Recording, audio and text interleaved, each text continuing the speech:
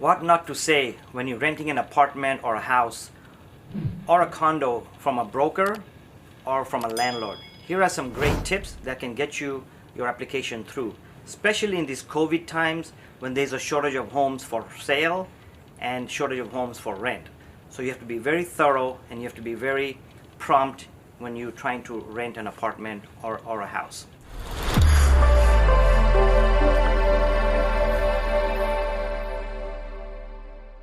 So tip number one, the first thing is when you walk into the house or an apartment unit or a townhouse, make sure you have eye contact with the broker or the landlord. I just rented an apartment last week and some tenants came in, went right past me, did not make any eye contact, just said hello and moved on. Why is this important? First impression is very important. A lot of times when there's a lot of people calling to rent the house or the apartment and there's people lined up to see it, the landlord or the broker is going to make a first impression of yourself. So if they feel in the first 10-15 seconds you're somebody who's not very friendly or trying to hide somebody because you have no eye contact, you're pretty much out. So remember, when you go there, greet them, answer their questions, and ask their permission to move on and look at the unit at your leisurely time. Tip number two, don't make assumptions and give opinions based on that. What do you mean when I say don't make assumptions? The best way I can explain to you is give you an example. So last week I was renting an apartment, actually a townhouse, and this couple moved in and the husband said hello and the wife just moved right in and said, oh, it's dark in here, and moved right into the bathroom and the kitchen. So I had no contact with her. And then the husband said, oh, it's kind of dirty in here, it smells in here. Well, the paint was smelling because it was just freshly painted. But anyway, he was assuming that there was something smelling.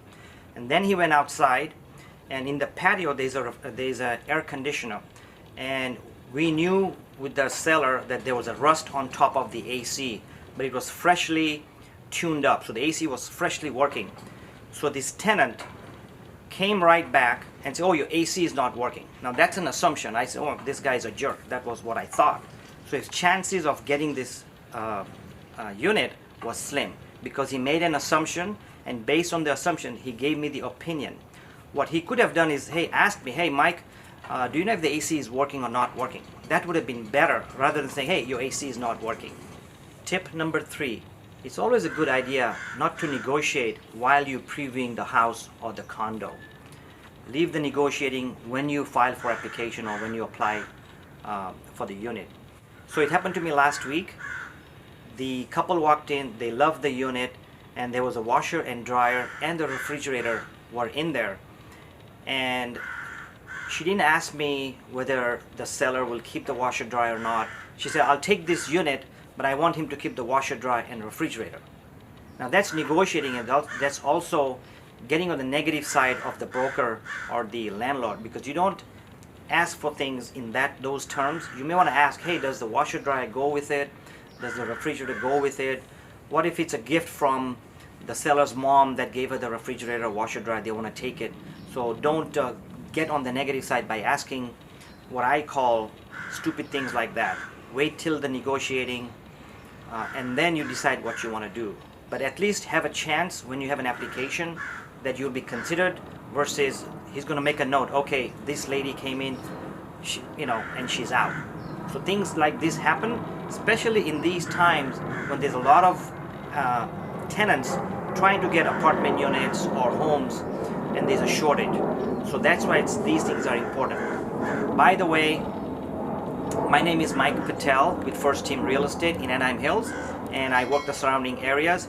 If you have any questions or need some buying, selling, or rentals, I'll be glad to help you or give you resources if you're out of the area. I'll be glad to help. Also, if you can subscribe to my channel, I give out weekly updates, tips, and lifestyle tips on this channel. And if you can share it and subscribe it, I would really appreciate it. So tip number 4 is try not to be negative, or try not to give negative comments. What do I mean by that? Well, the best way to give you an example, usually when somebody comes in, the landlord or the broker may ask you, hey, what makes you move to this area? Let's say Anaheim Hills. And the correct answer is, well, I want to move to a better area. my son's going to a better school, or we love this area, or my job is here. So those are the right answers, rather than, oh, I hate my landlord, I need to move. Or I hate my neighbors, they have a big dog, he barks all the time. Well, here's a question. What if you rent this unit and the guy next door moves out, he does not have a dog right now, and then a new tenant moves in and he has a dog and barks? So the broker or the landlord is going to think, oh, this guy is negative or this gal is negative. Should I give her or not? Because what if he complains about me? He said earlier the landlord was nasty, or I didn't like the landlord. So be careful how you say things, because even though your income and your job and what you're paying is important, little things like this makes a difference when there's 4 or 5 applications and they have to make a decision. And usually they make a decision on little things. Just like horse racing. You know, when the horses race, they always, the winning horse wins by a nose. You've heard that before. Same thing in applications. When there's 5, 6 applications, that little thing makes a big difference. Either a positive thing that'll help you get that, or it'll knock you out if you said a negative thing. So hope that makes sense.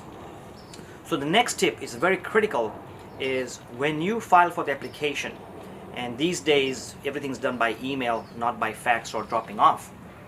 So one thing to remember, which is very important, is when you file for the application, make sure that you send everything the first time. Usually it's an application form, your income statement showing that you've been working for the 5 or 6 months. They ask for your credit scores or your credit report, a summary. They may ask for identification. So make sure a couple of things. One, they're all filled out correctly. And when you send it, try to send it in one PDF file. I received an application from a gentleman, and there's 2 or 3 things that he went wrong, and he's out in my mind, although I'll give it a consideration. What he did was he sent all the files separate. So he had 5 files, and then on his bank statements he sent another 10 emails. So I had 15 emails from this one application, and that's a lot of work for me. Remember, we have to file these things as brokers or the sellers, especially when you have other applications coming in. So I might have 5 or 10 emails coming in, and when you send us 15, 20 emails, that's a no-no. Number 2, when you send these things, make sure that the copies are legible. Not only did this gentleman send me 15 copies or emails, but he took some more PDF files, like his application forms and his copy of checks. But his bank statements, what he did was printed those out, or took his statements and took a picture which was not very clear and sent us a JPEG file of his picture of the checks. So not only as a broker or as a landlord, I'm, quote, pissed off that I got 15 emails from one application, but now they're not legible. One's a PDF, one's a JPEG. So all those are no-nos not to do, which does make a difference when there's competition. So hope this makes sense. I have some other tips that I can give you. I just want to keep it to 5 today. If you have any questions or need more tips or looking for rentals or buying or selling, I'm here to help. Whether you're looking in Anaheim Hills or anywhere in the USA, I belong to a big network, and I can refer you to anyone in the USA with the top producing agents. Thanks for watching. Please subscribe.